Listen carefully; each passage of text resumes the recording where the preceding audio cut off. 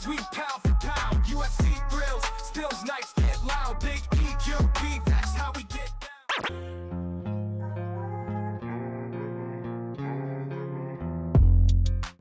Yo, what's up, everybody? Welcome back to another episode of the GRP. Back at it again on a Monday, ready to go. We got the recap show today for UFC Vegas 108 that happened this past weekend on Saturday.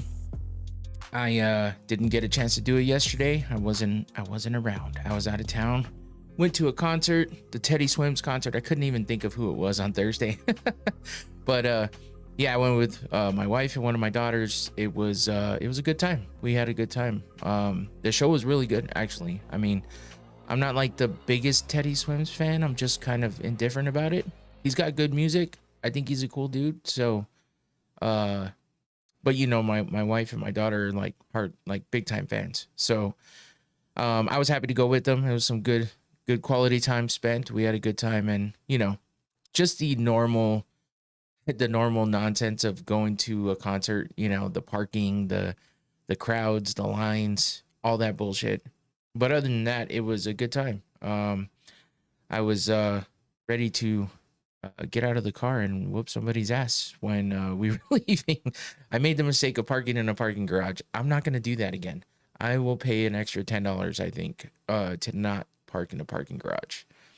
I'll give my daughter credit. She told me not to, and I did it anyway. But yeah, that was it. Honestly didn't turn out to be as bad as I thought it was going to be. We were sitting there and like people just started kind of pulling out and trying to get in front of other people, and it was starting to become a mess. And I was trying to be patient and wait a minute and see if I could get an opening. But then I had to force myself out because all these other fucking fools started doing the same thing. Or started doing all that shit. So I had to do the same thing. And I don't like doing that, but it is what it is. I didn't want to sit there all night.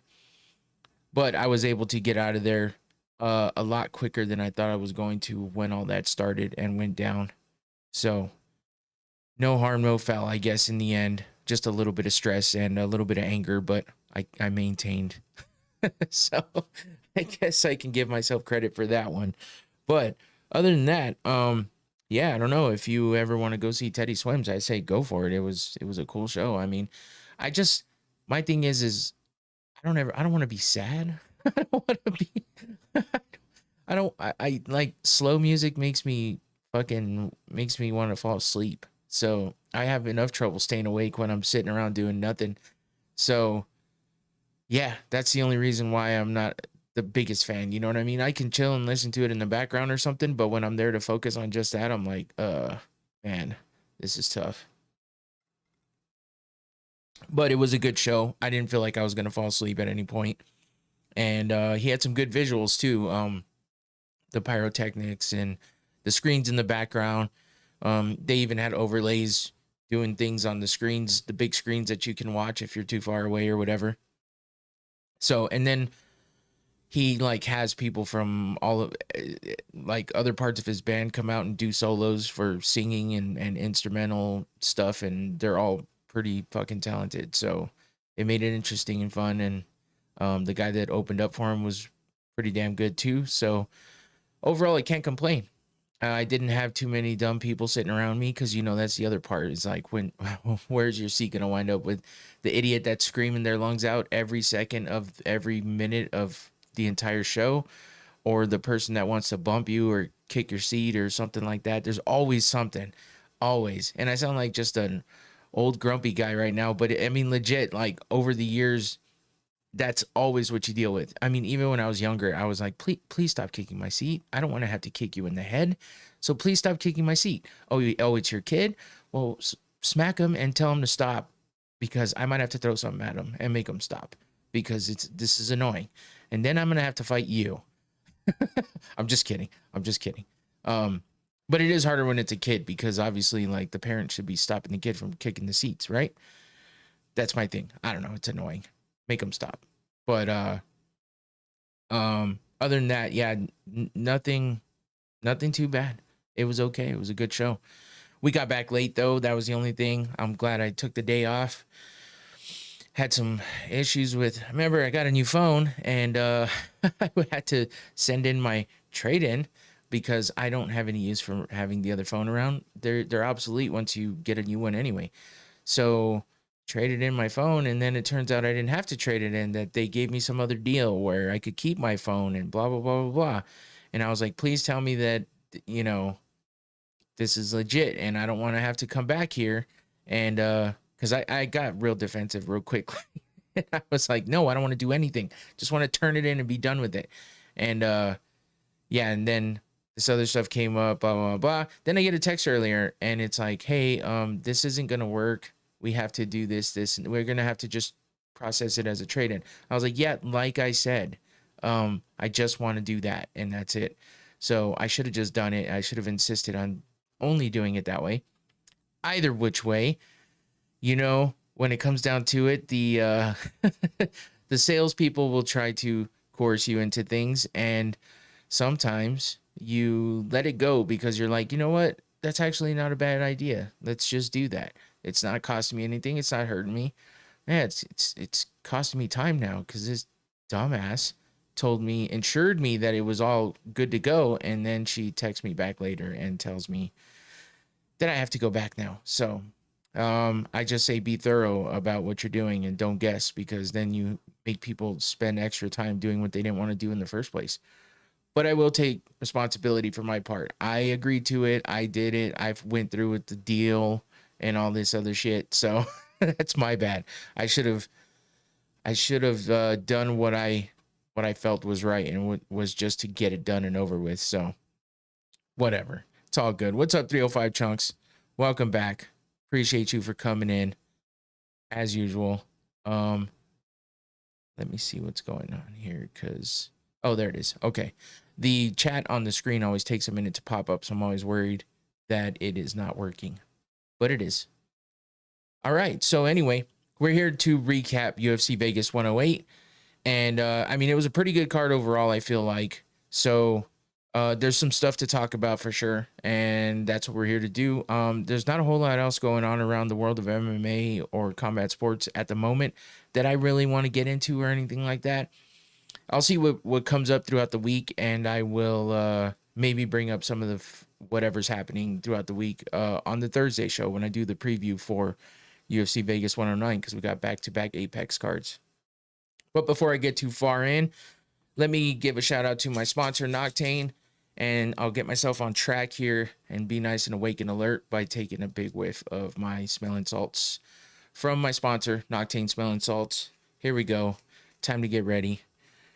Don't be alarmed by my response to doing this. This is the most potent bottle. They have lesser potencies, and that might be the way to go if you want to give it a try and start out without being blown away like this will be right now. Hold on. Maybe. Oh, there it is.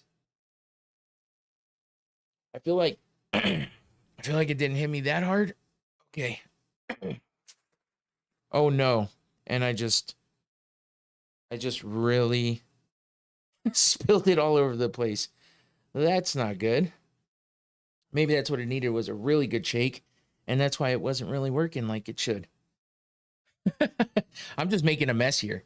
Okay. Anyway, let's get back to it. Thank you, Noctane Smelling Salts, for the sponsorship. I'm making a mess of my stuff here, and off to a rocky start, but that's okay. Anyway, go check out their website. It's a good one. It's informative. It's fun to look at, and they have a good product. So go check it out. I'm over here making a mess of myself, but that's it for that. Noctane, appreciate you as usual.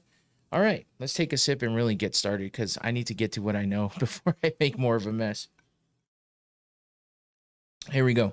UFC Vegas 108. That's what we're here to talk about, and we'll get started. All right. So, Tatsuro Taira versus Hyun-Sung Park was the main event. As you know, if you watched before, if you were paying attention to any of this going on this past week, you know that Park was a late replacement because Amir Albazi was supposed to be the opponent, and he had to drop out due to injury. So Hyun-Sung Park took over and stepped in. 10-0. undefeated, had some real good, kind of momentum behind him. And I believe he's like 3-0 in the UFC before this fight. And yeah, 3-0. And he was coming off of 3 finishes. One in the third round, one in the second, and one in the first. His last fight being against Carlos Hernandez with a first round submission win. So I was high on him, thinking, hey, he's going to give Taira a run for his money. I thought for sure. So when I did my CST staff picks, I picked him as an underdog. And yeah, that bit me in the ass because he lost, which is a damn shame because I thought for sure he had a chance of doing well. But in the end, Tatsuro Taira just shows that he's levels above these guys, regardless of their record and what kind of momentum they're on and what kind of streak they're on. He just showed and proved why he's, one of the elites, and he's ready for a title shot, it looks like. So, or at least really, really close. But yeah, so he beats a 10-0 Hyung Sung Park, coming off of 3 straight wins in the UFC, all finishes. And I mean, it's pretty impressive by Taira, the way that he did it. He was in control the whole time.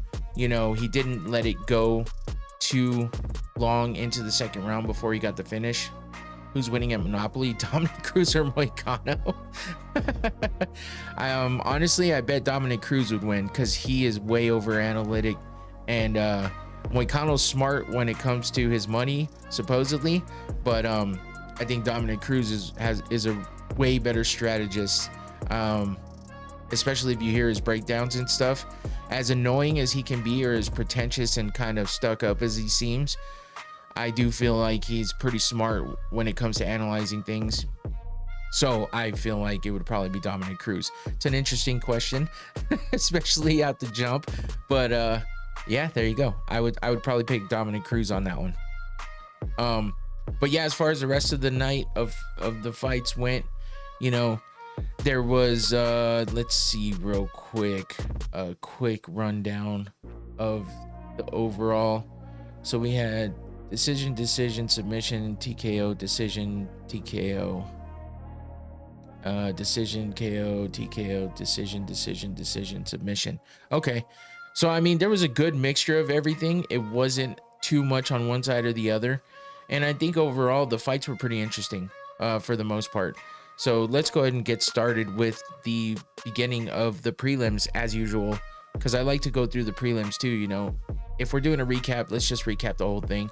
If there's not a whole lot of other stuff to talk about, I'd rather just go through the whole card. That's kind of where you start to learn and find out what's happening with these fighters. Maybe you can put some of this away in that hard drive in your head and store it away and remember, hey, I remember when they fought last time because we went over this on the show. That's kind of how I teach myself to, get a memory of everybody. There's so many fighters, men and women, and there's so many different weight classes and divisions and all this other stuff.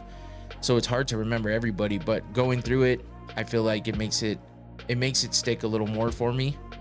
So that's kind of what I like to do. So we're going to start with the prelims and the first fight of the night. And as I was saying before last week, about the, the rundown of the order of fights, because I heard a couple people talking about Austin Bashi and John Giannis being the first fight of the night, but they were referring to Tapology when they were talking about that, and it's not a big deal. Who gives a shit what the order is, right?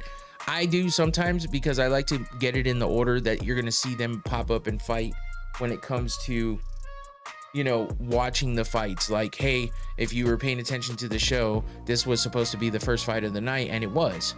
So for me, it's just a continuity thing. I like to make sure that it's running all the way through.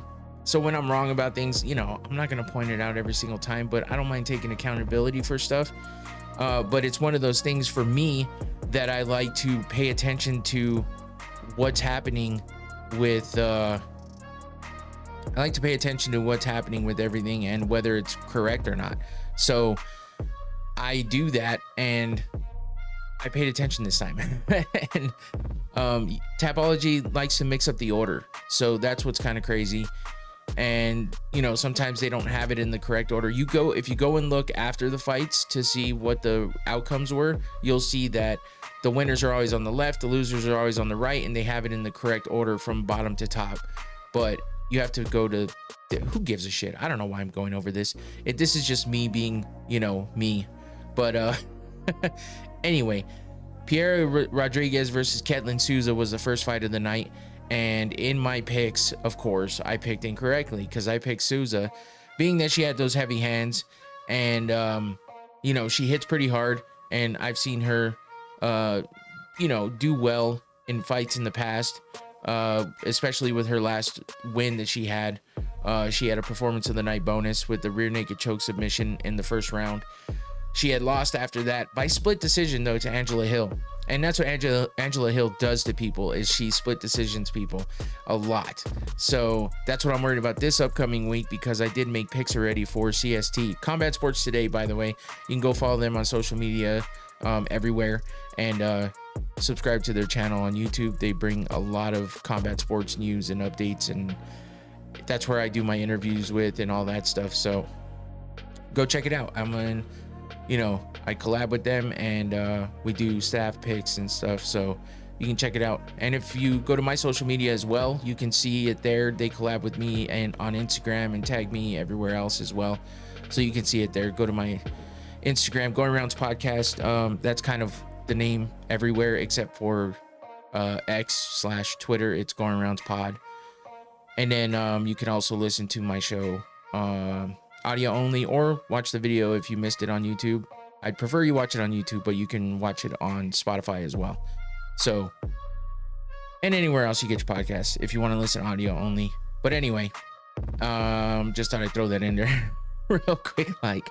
But yeah, so I was banking on Souza because of the fact that she has those heavy hands.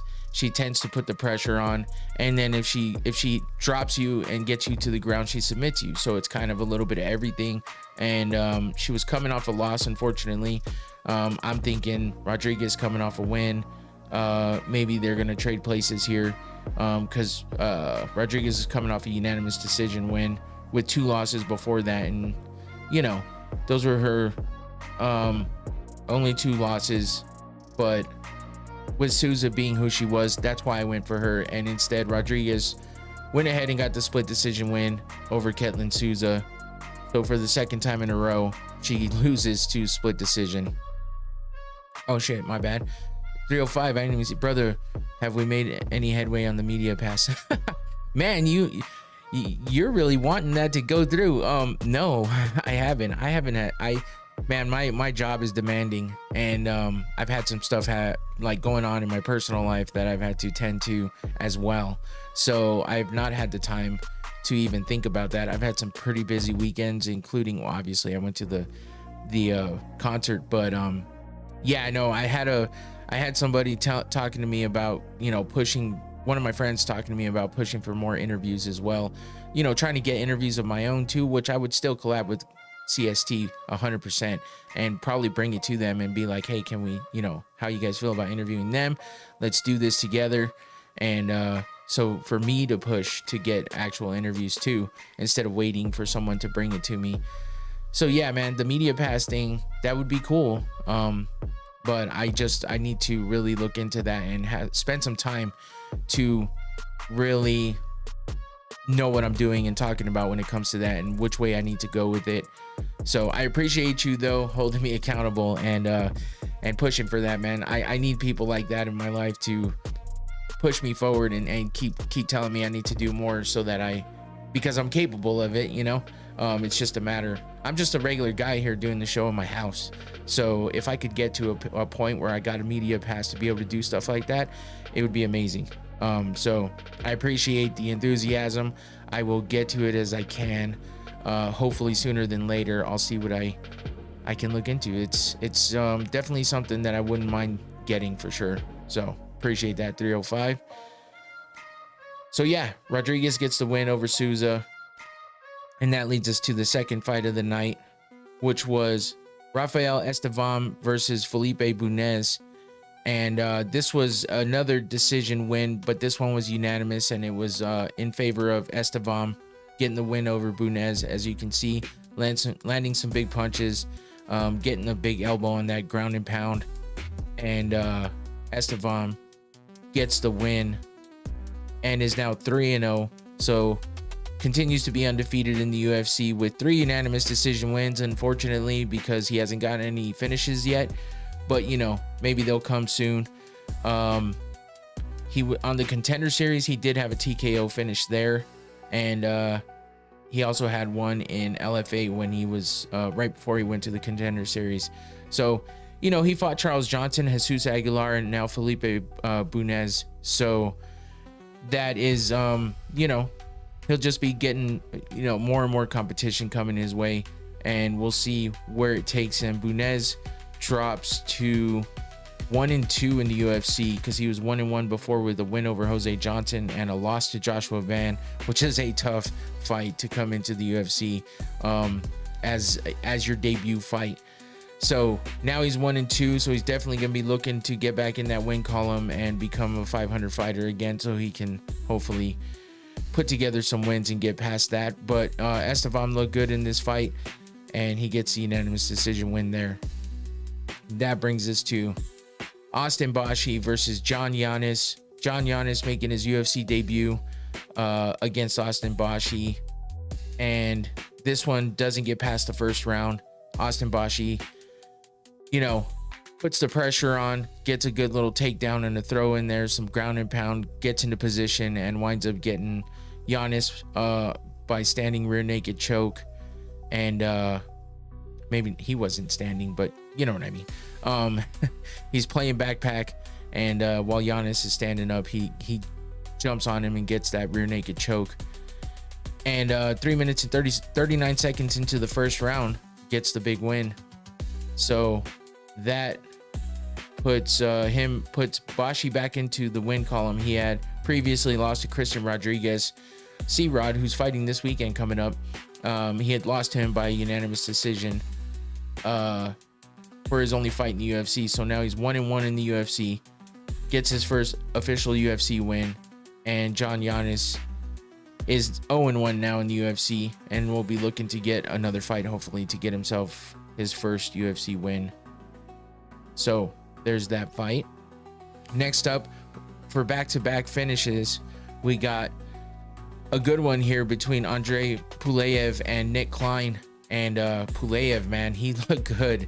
He looked good in this one. Second round, 1 minute 31 seconds in, he gets the body kick in there, and then drops Klein and is able to finish him on the ground. As you can see him pinned up against the cage over there. But Puleyev just looked good, man. He was putting pressure, landing good strikes, you know, good accuracy, and that puts him 1-1 in the UFC.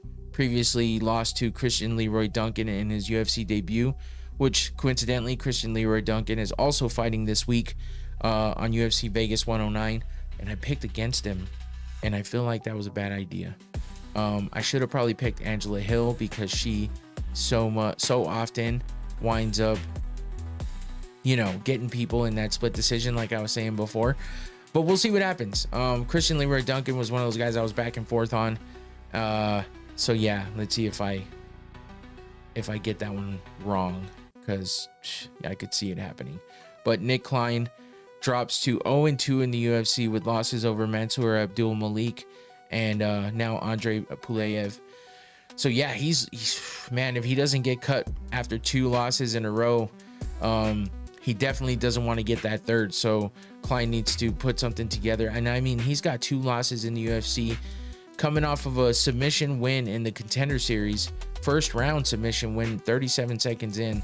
So that's probably why he got that contract. And then he comes into the UFC and loses his first 2 fights by TKO, both in the second round. So at least he got out of the first round, right? But TKO losses in both of those fights, first fights in the UFC. That's tough. So he's definitely going to have to come in and put it all on the line in that third fight if they give it to him. Nick Klein looking to get one more fight to try to get a win and survive in the UFC. Next up, we had Rodolfo Vieira versus Tracion Gore.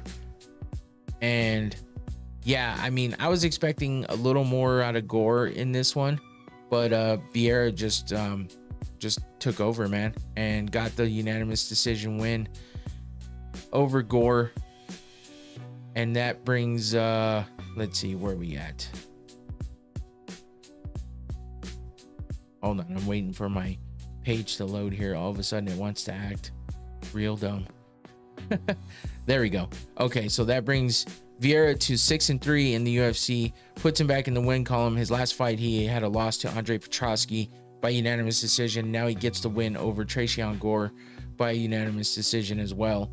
And Gore, I think this makes him, 2 losses in a row. His last loss was a TKO loss to Marco Tulio back in April of this year. So this year he's 0-2 in the UFC. And yeah, that's never good. He's only got 2 wins in the UFC, 4 losses now overall. So Tracion Gore needs to put some wins together and do something here, because he's one of those guys, came from the Ultimate Fighter, looked pretty good in there, and comes into the UFC, and now he's 2-4 in the UFC, loses his first 2, but his first fight was against Brian Battle. I mean, that's tough, but that was when Battle was just coming in as well, I believe.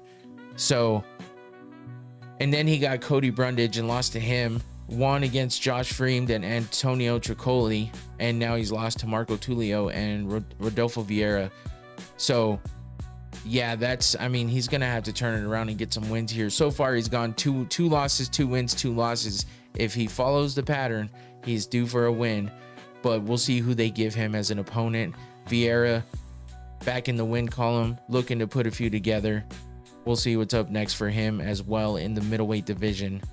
And that brings us to the last fight on the prelims, and that is Rinya Nakamura versus Nathan Fletcher. And holy shit, Nakamura looked good in this one. It took only 1 minute and 2 seconds for him to get the TKO win by body kick and then punches over Nathan Fletcher. And that brings Nakamura up to 10-1 overall, 4-1 in the UFC. He was coming off his first career loss ever to Muin Gafurov. That was a unanimous decision loss. And now he turns it around, gets a first round TKO win over Nathan Fletcher. So yeah, I mean, Nakamura, holy shit, it was so fast. he's fast as hell. And I mean, Fletcher, he just wasn't ready for what Nakamura was going to bring to him, and he crumbled quickly. He had that split decision loss to Colin Lochrain in his previous fight, so that puts him now at 1-2 in the UFC. He had the win against Ramasaka, and then a loss to now the 2 losses to Lochrain and Nakamura. So yeah, Nathan Fletcher, another guy. All these guys, man, coming in on losses, back-to-back losses, and losing streaks in general. It's never good.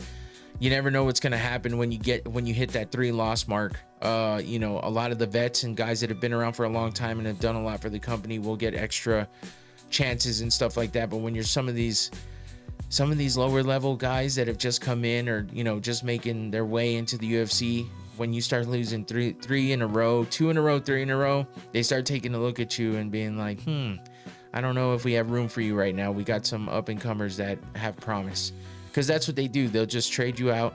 They have people in the background that are in the making right now. They might have a bunch of guys with ties to the UFC brass that are like, hey, when a spot opens up, I have a guy for you. So there's always somebody waiting in the shadows to come in and get that UFC contract one way or the other, whether it be Contender Series, Ultimate Fighter, Dana White looking for a fight. They still do those every once in a while. Any which way that they find somebody, because they don't really scout. The only scouting they kind of have is those shows.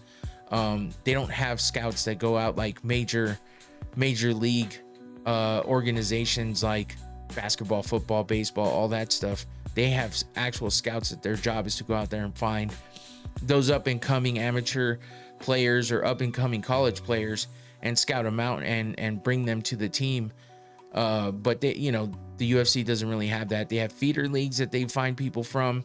So that's just word of mouth type shit, or they see highlights, and you know, maybe that's the new age way of doing it. Maybe scouting isn't really a thing, especially in, we know it's not a thing in MMA really, at least that I know of, or that I've seen or heard of, I should say. Because I'm just a fan. I don't really know much more than what I hear on social media, other media, stuff like that. I mean, it's the only way I learn that's how everybody learns things, you know.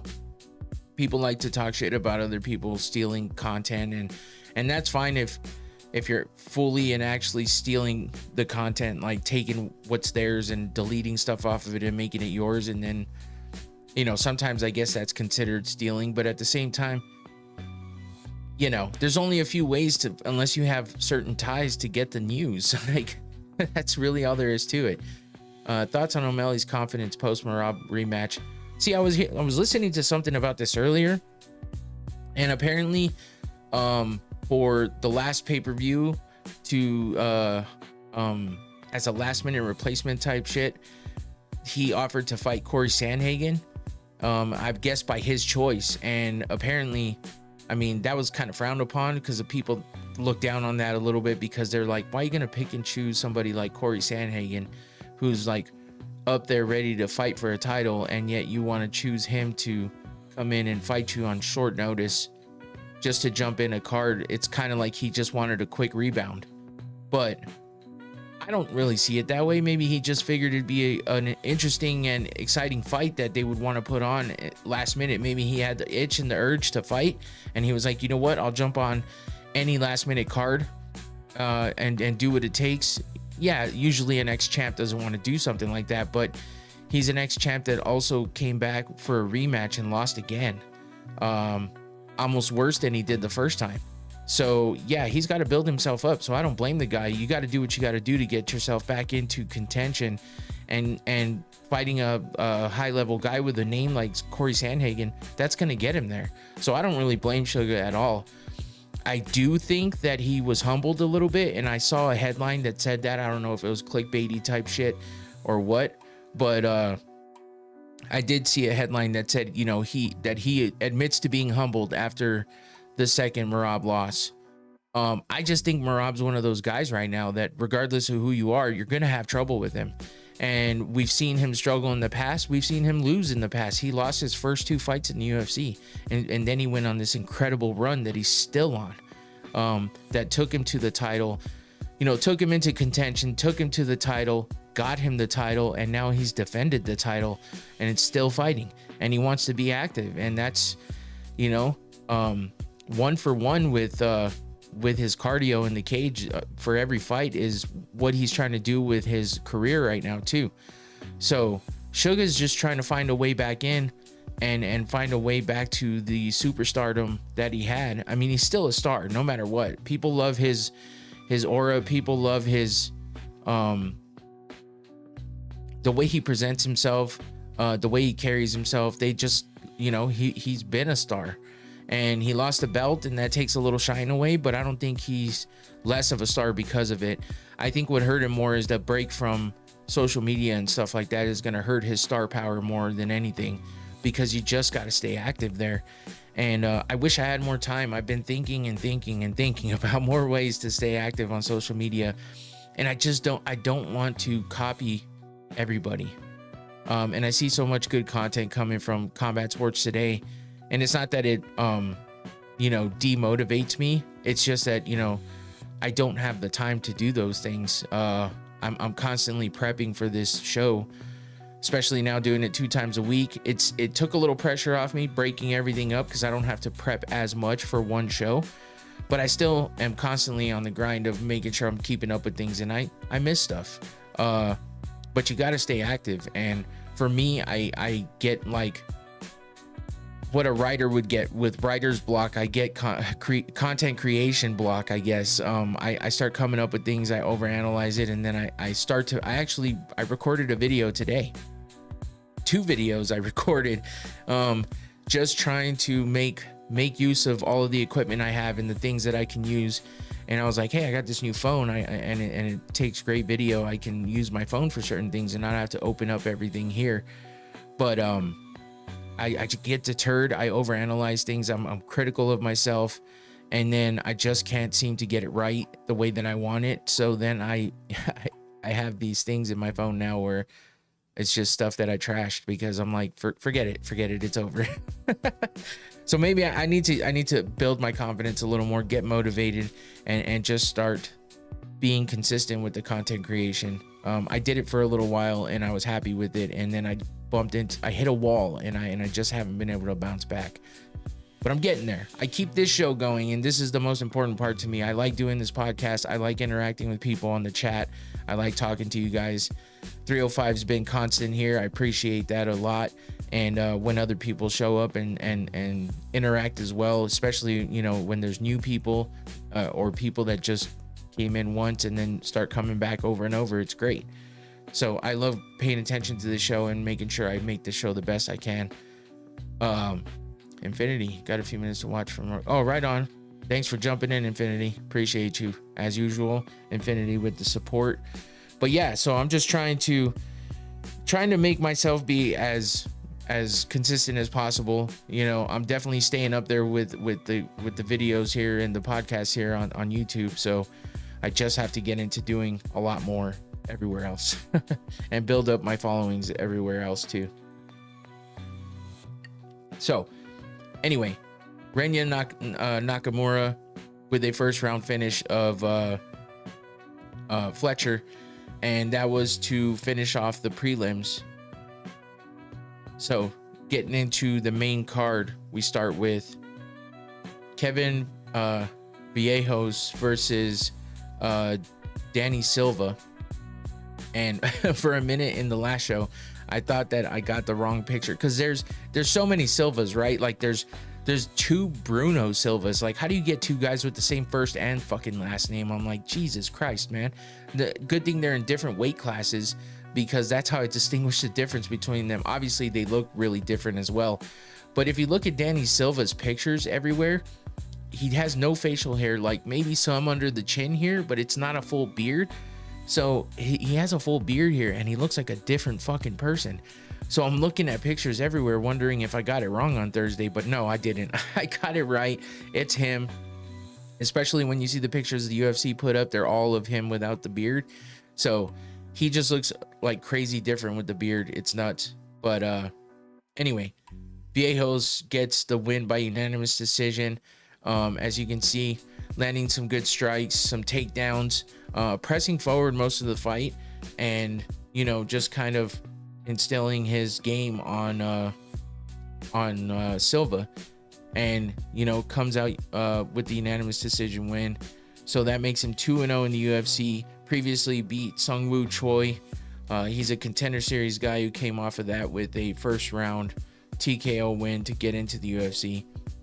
So Vallejos 2-0 now, wanting to continue that undefeated streak in the UFC, and this drops Silva to 2-1, who was previously 2-0 with wins over Lucas Almeida and Josh Kulabau.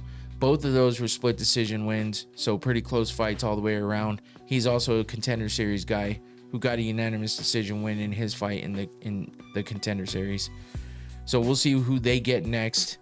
But as of now, Vallejos comes out with the win, and that's your first fight of the main card. Moving on to a surprise to everybody, not me though. I'm the only motherfucker that picked Neil Magny for the win over Elizeu Zaleski dos Santos, the Mr. Four Names. But yeah, I was the only guy who picked him in the CST staff picks, and I was kind of surprised by the fact that I got that one correct. And just because everyone was counting out Neil Magny, you know, he's such an inconsistent fighter. He's so streaky with the wins and losses, and on top of that, everyone's just thinking that Zaleski's gonna have too much for Magny. And the way I looked at it was, Neil Magny is one of those vets that only loses to the guys in the higher levels. So if you're not looking at a guy like Carlos Prates, Michael Morales, Ian Machado Gary, if you're not looking at somebody like that who's been on a streak, been getting really good finishes, impressive fights and stuff like that, if you're looking at a run-of-the-mill fighter, mid-range, lower level, you know, up and coming, that isn't blowing everybody out of the water, then Neil Magny's gonna do Neil Magny shit, which is he's gonna control, he's gonna put pressure on you, and he's gonna instill some pain when the opportunity presents itself. As you can see here, he was able to get the TKO win over Dos Santos, and you know, he basically was just able to get, you know, catch him with some punches, get him to the ground, and then take his back and control him. And then he starts dropping the bombs on the ground, and with those long limbs, he generates some power behind those punches. So he's winging those punches and he's landing, you know, he's getting through the defense of Zaleski and winds up getting the finish. It was a second round finish. There was 21 seconds left in the second round. So if Dos Santos would have, you know, been able to hold out, but when Magny flattened him out and just started windmilling those punches, man, it was over. It's your typical ground and pound from, you know, with back control.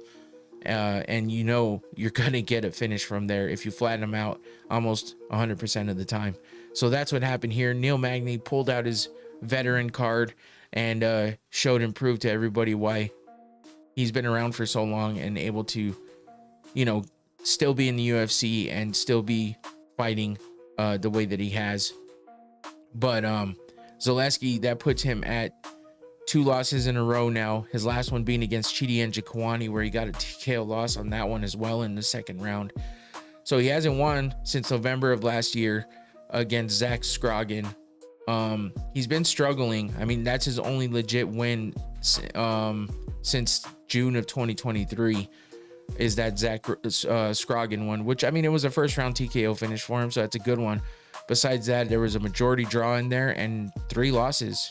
So you're a wordsmith, brother. You make great content. You're prepared, articulate, and enthusiastic, whether it's commentary, interviews, or podcasts. You have the talent. Oh shit, man. Damn. I appreciate that. I appreciate that a lot. I feel like I struggle and I'm repetitive in certain ways, and I say a lot of filler words that become, you know, I just said a bunch of them right there. You know, and but anyway, a lot of those things become annoying to certain people. So, and I get that because I'm the same way in some cases. You know, but I say, you know, a lot, and it drives me nuts. But so hearing that from an outside source, especially when you don't know me personally, that means a lot, man. So I appreciate that, 305, a lot. And thank you for supporting constantly and continuing to come back and, you know, just watch my content. So, and shit, if you feel that way, no wonder you're pushing for me to get immediate pass. Let me know if you ever get any ties to anybody. But no, thank you again. I'll always tell people how much I appreciate them giving me, you know, giving me confidence like that and talking me up. So much appreciated. But yeah, so Neil Magny gets the win there, and he's able to beat Zaleski, and that puts him, it gets him out of that 2-fight losing streak that he was on. Puts him back in the win column. So we'll see what he gets next and who he fights next and where we go from here. Moving on to the women in the bantamweight division. Carol Rosa versus Nora Cornelli. I got this one wrong, and I knew I should have gone with Rosa. But here's the thing. When you're doing these picks, when you got other people involved, you don't want to mirror everything they pick. And I was assuming everybody was going to go with Rosa.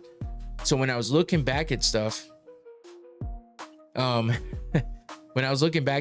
looking at Cornoli or Cornol. I don't know which way it's said, but I was looking at the people that she's beaten and the people that she's lost to, and just judging by the, you know, her history, I was thinking to myself, like, damn, you know, she has a chance, especially when you look at Carol Rosa. Cornol was coming off a win over Haley Cohen, and that was a submission win in the second round.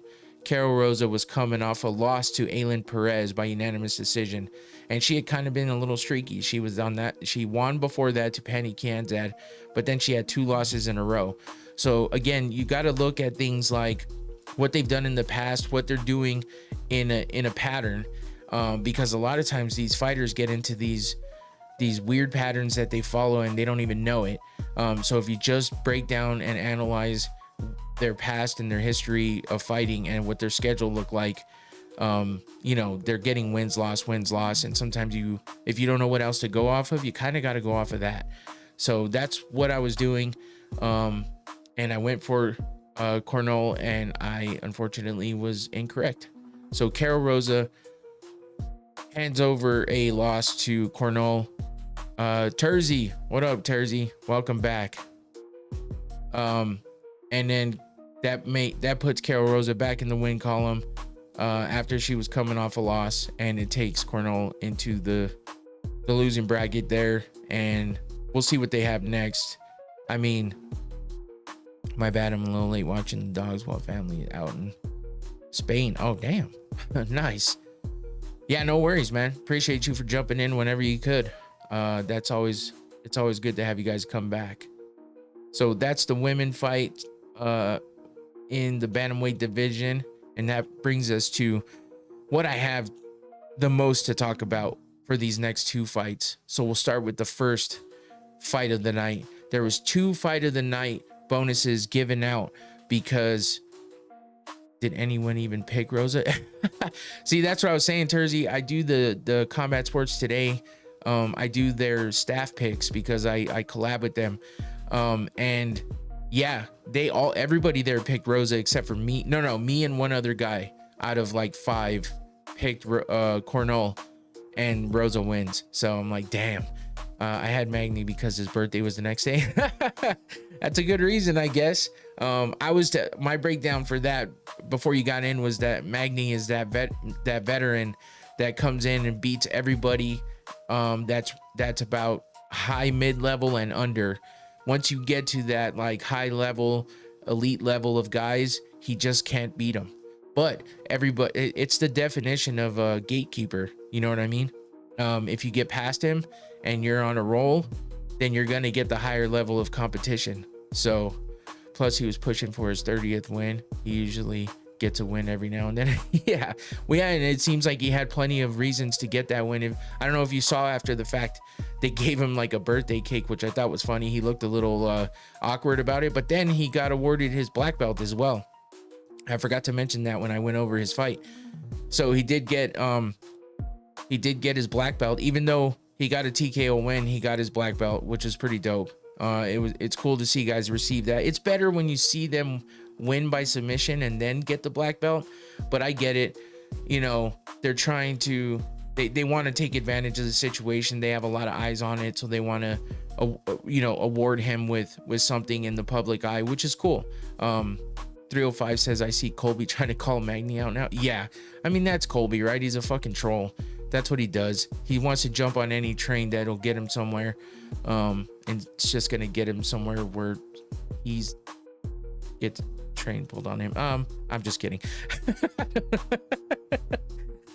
I don't like Colby Covington at all. I took Nakamura around 1 TKO, but then lost the last few in a row, so he broke even. Ah, damn. Yeah, Nakamura was impressive, man. That was a hell of a fucking first round finish, and he did it fast. So that was a damn good one to watch. Sucks that at least you didn't lose any money, right? Broke even. That's good. It's always better to win, obviously, but breaking even's better than losing. I don't even care to win money though. I just do it for fun. Oh, okay. Well, shit. There you go.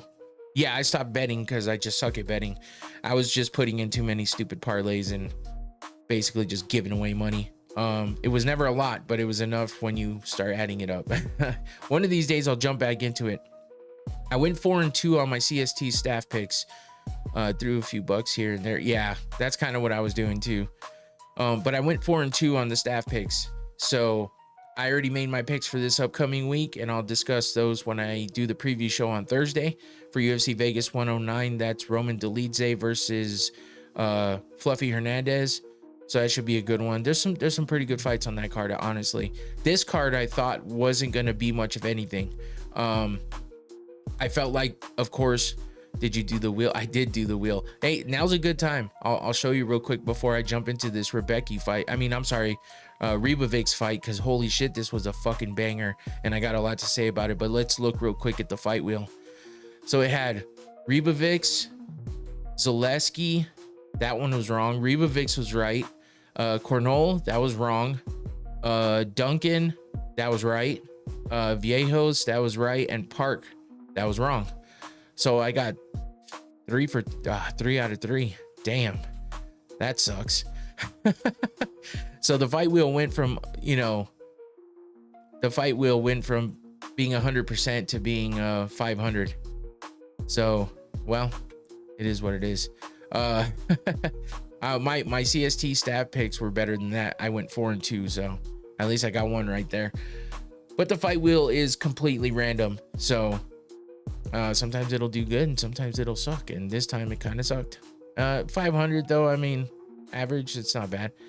It was better than my prediction. I said it would go 0-6. That's right, you did say that. Exactly. It went 3-3. Not bad at all. So yeah, I don't know if you guys watched this Ribovics fight versus Elvis Brener. Holy shit, was it good. And we've had I talked about it before, having Ribovics having that fight, his last one in UFC Noche. No, that wasn't his last fight. His last fight was Nasrat Haqparast, but he received fight of the night there in a split decision loss to Haqparast. So he was in a war there, and then he was in that Daniel Zellhuber war where he got the win and the fight of the night. Split decisions in his last 2 fights, one being a win, one being a loss. 2 fight of the night bonuses, and this makes his 3rd in a row with this win over Elvis Brener with the unanimous decision win. And boy, did he fucking do some damage against Brener. As you can see here by both of these big right hands, or one right and one left, that he landed on him in the pictures above. And you can see how fucked up Brenner's mouth is. But I mean, Ribovics got injured too. I mean, that's why it was the fight of the night. Not injured, but damaged, as you can see some of that damage on his face in that second picture on the right.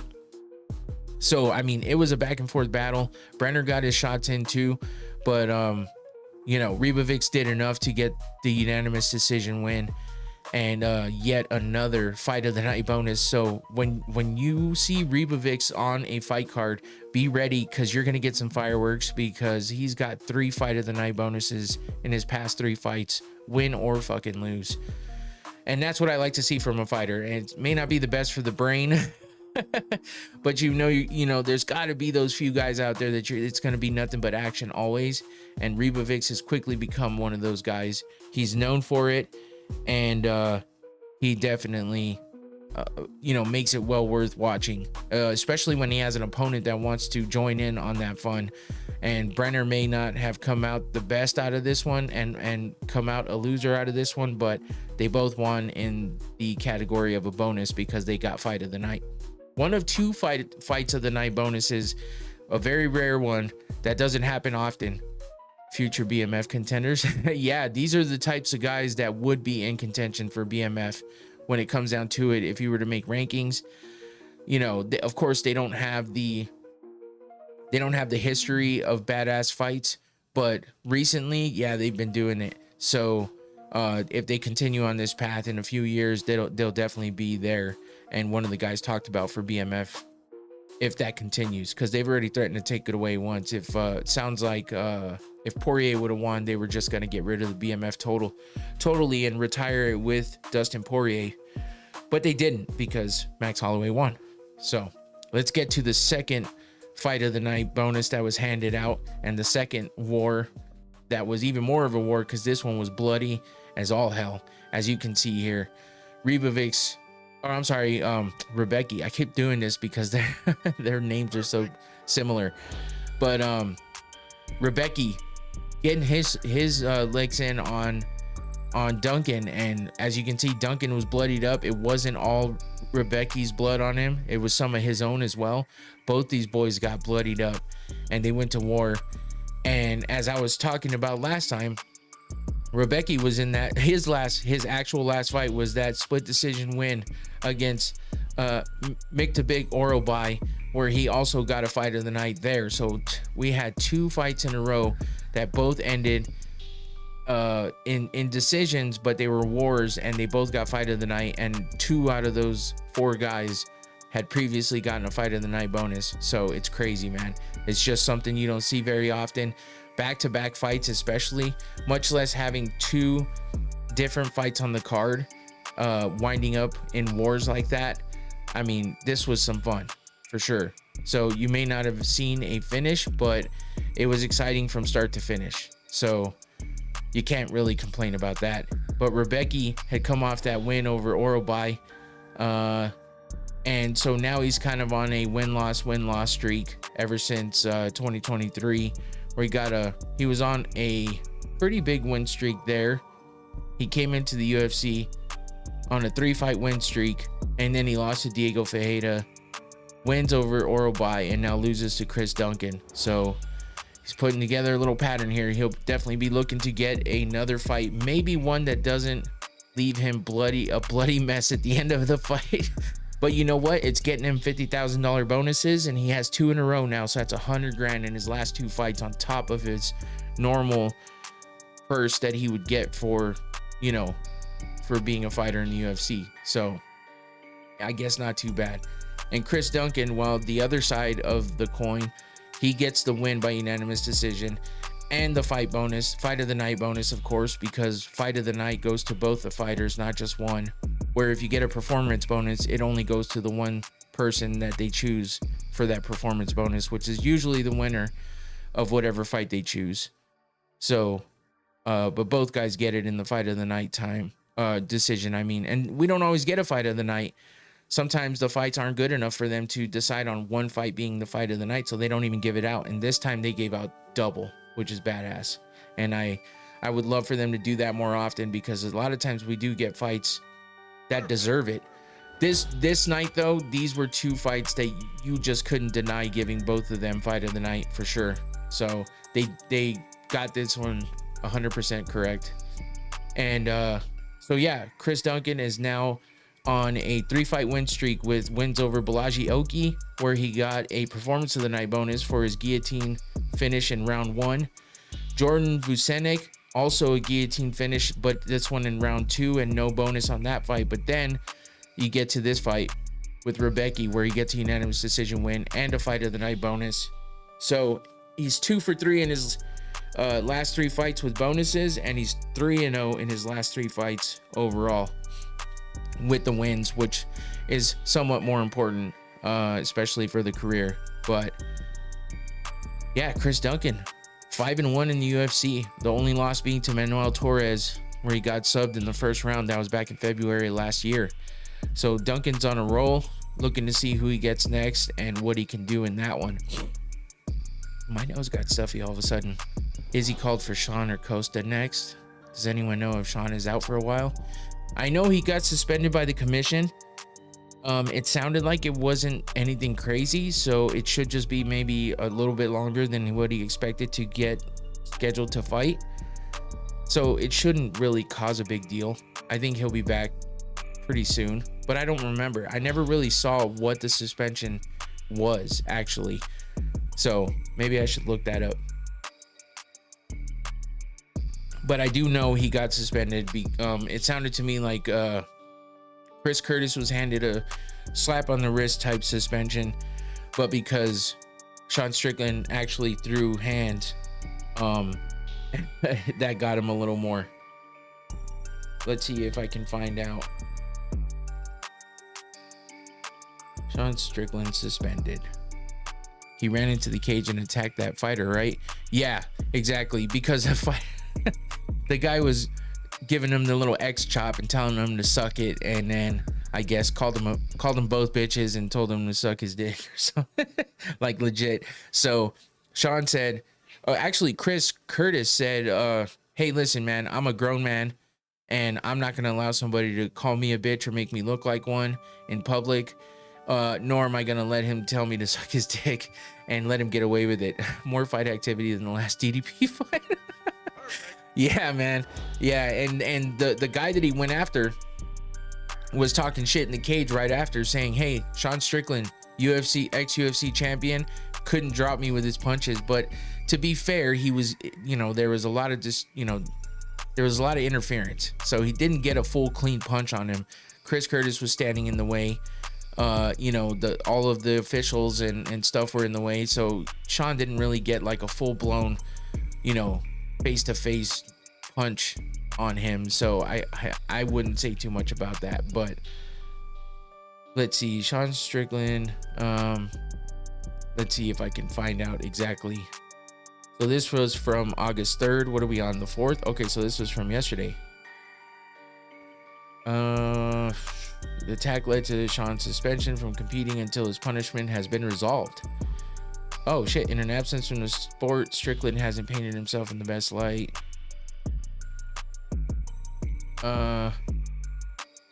Okay, so it doesn't say. So maybe they don't even know how long yet. I thought I heard that it was only going to be like a month or two, so it wouldn't have really affected anything. But it doesn't look like they have a full-on... All of these things that I'm reading says suspended Sean Strickland calls for armed revolution. I mean, go figure, right? So they have a hearing on the suspension. More than likely, that's probably what's gonna happen. Yeah, because they have to prove that they have, you know, or they have to like just prove that what they're doing is legit, I guess. You know, I've heard them had hearings before, like with John Jones and the picogram situation. Tainted supplements always have hearings to find out if they want to give you a chance and you know, take into consideration what the explanation for all this stuff is. I don't see Sean getting away with anything, especially when he's out in the media blasting everybody and doing all kinds of crazy shit. So yeah, and I'm not seeing anything that really gives an update as to how long. So I mean, maybe I missed it, I'm not sure. It does say indefinitely, but temporary will be reviewed at a disciplinary hearing. So yeah, scheduled for this month. Also, Sean Brady, call out Shavkat. Hope they make it. Oh shit! But you know what happened with Shavkat was there was a report earlier this week, or maybe the end of last week, that Shavkat's wife and son were involved in a serious car accident. And the two people that they had in the vehicle with them passed away, which were family friends.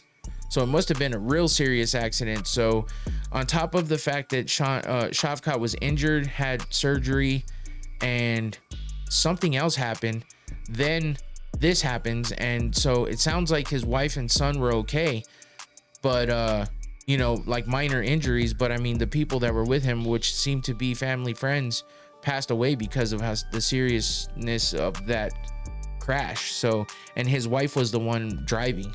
So I'm sure they're going through some shit right now with trauma and whatnot. And just knowing that you were that close to losing your wife and child, and that you actually lost some loved ones that were, you know, friends, that's got to be tough, man. And I liken this to like what Francis Ngannou was dealing with. You know, he gets knocked out by Anthony. I mean, he loses his son after, and then he fights Fajeda and wins. That's good. But he was super emotional, and you could tell that he wasn't right going into that fight. And then he gets out of that, and he winds up, oh yeah, and then he got knocked out by Anthony Joshua before he lost his son. Then he lost his son. He wins, and then he gets out, and he winds up killing a woman in a motorcycle accident. Which apparently the accident isn't what killed her. She actually had some other health issues that led to like her passing away. But I mean, the accident happened, and it was, you know, it had to do with Ngannou was driving when he hit her, or they collided or whatever. It was a complete accident though. There was no foul play, but yeah, for sure for sure we gotta hope for the best for Shavkat, and hopefully he gets over all that, because with everything else going on and the fact that he got passed up for a title shot because of the injury and surgery and all that, and then he has this unfortunate stuff happen to his family, he's definitely going to be out for a while. So I hope that the UFC gives him a chance to come back and make it right. But a lot of this is out of his control. So more than anything, I hope his family's good, and then we'll see him when he comes back and see what happens. Ngannou has had a rough year for sure. Yeah, I feel really, really bad for Ngannou with all that shit, because that's definitely got to be traumatizing, between losing your son, which is enough, and then winding up, having someone pass away due to an accident you were involved in. It's nuts. Mentally, I don't know how they have the strength to fight after that. Yeah, like him coming back and fighting Fajeda and winning. Like, I couldn't believe he was actually there fighting, because he couldn't even hold it together for an interview, much less get in there and mentally be stable enough to fight. I mean, yeah, fighting sounds like a good idea when you have a lot of shit going on, but you can't go into a cage with those kind of distractions and expect to win, much less expect to not get injured because you're distracted by those things. And it's Infinity said it right there as I was about to say, focusing on it and having just rage, which he said focused rage. But yeah, I mean, you can't really win with that. A lot of times it's too distracting and too emotional. You fight emotional, and that's what takes you off your game. You're not strategic, you're not precise, and you start winging punches and just going for a street fight brawl. It doesn't really work. So, but as far as this fight went, like I said, great fight. 2 back-to-back fight of the nights, and that leads us to the main event, which did not go. I forgot to show Duncan's pictures. Damn it. There we go. There's that head kick, as you see Rebecki with that. It looks like he got shot in the forehead with the way that thing is bleeding from here down. And then you see the big knee there, which Duncan's knees are pretty fucking good. I heard somebody compare them to Rainier de Ritter's knees, with how good they are up the middle and how he pushes momentum forward as he's throwing those knees, which cause more damage. And RDR throws him to the body, but Duncan's over here throwing them to people's heads and landing. So yeah, it may not have knocked Rebecki out, but it definitely damaged the shit out of him. And Rebecki is just one of those really durable guys. It's hard to take out completely, but if you beat him up like this, you can come out with the win. But as you can see, he did work on Duncan as well. In that far right picture with Duncan with his hands up, his face is bloodied up and busted up. So both these guys came out with plenty of damage. And then that leads us to the main event. Early on in the second round, 1 minute and 6 seconds in, Tatsuro Taira puts the icing on the cake with these last 3 fights and with the way that they went, and get to finish and get to submission by face crank, as you can see in that right hand picture. But man, he was dominant all the way through. Like he said, "Oh, Park, you're undefeated, 10-0. Let me give you a taste of defeat." And he gave him a little more than a taste, because he came out guns blazing. He was still strategic and tactical, but he came out ready to go and ready to dominate the fight. He put on the pressure. He kept Park against the cage, took him down when he needed to, and then I think he dropped it. He did drop him in the first round too. I think it was like a couple minutes into the first round, he dropped him right away. He landed like a quick jab, and then he liver kicks are so lethal. Yeah.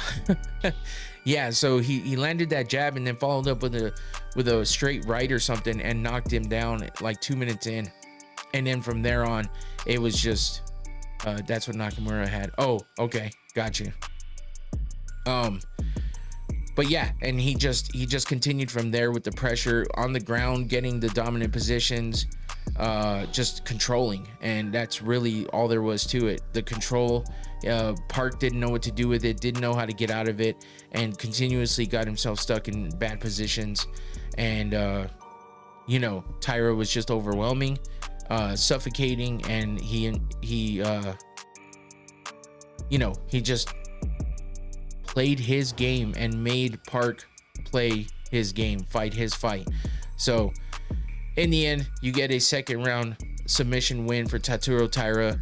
completely against what I was thinking. And yeah, he shows and proves that there's levels to this game, and he's on that higher level for sure. And Park being undefeated, we'll see how he bounces back from his first defeat in his career, first defeat in the UFC. A lot of times you find out what they're about after they lose their first fight from being undefeated. And that's always a good tell as to, where they're going to go next. Who would you rather be in a combat trench with, Anik or Jordan Peterson? I think Anik is a fiery little fucker, but I don't know. I think Jordan Peterson might have a little more to offer. He's also, they're both pretty smart.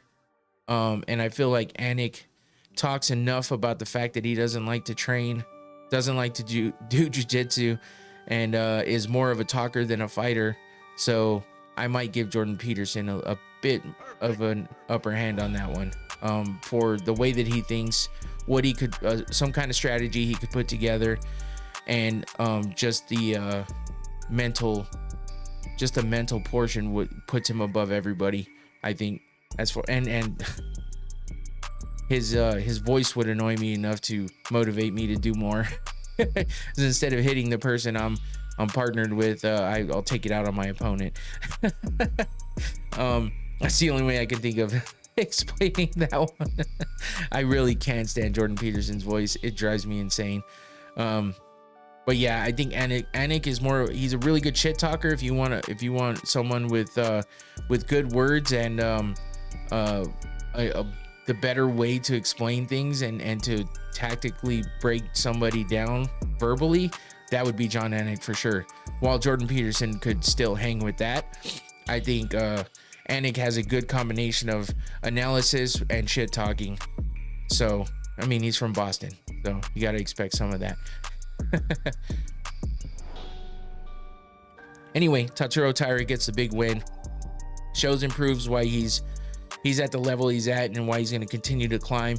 Coming off a loss, shows out big against an undefeated late replacement fighter. He was supposed to be fighting Amir Albazi, and Albazi got injured. So let's look. I want to look at Albazi real quick. He's 5-1 in the UFC, coming off a loss to Brandon Moreno, which is tough, ex-champion and all, But before that, he was on 5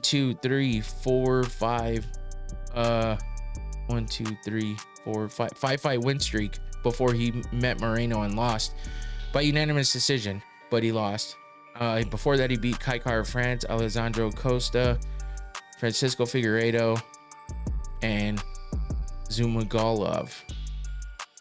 But yeah, so Albazi would have been, I don't know, I would say a little more of a threat, I think, because he had the full camp and stuff, and he's been doing fairly well. But Park coming in 10-0, having three finishes in his 3 wins in the UFC, like that had me high on what he was capable of. But he hasn't fought high level opponents like Taira, so I guess in the end it makes sense that Taira was able to get the best of him and take him out pretty early in the second round.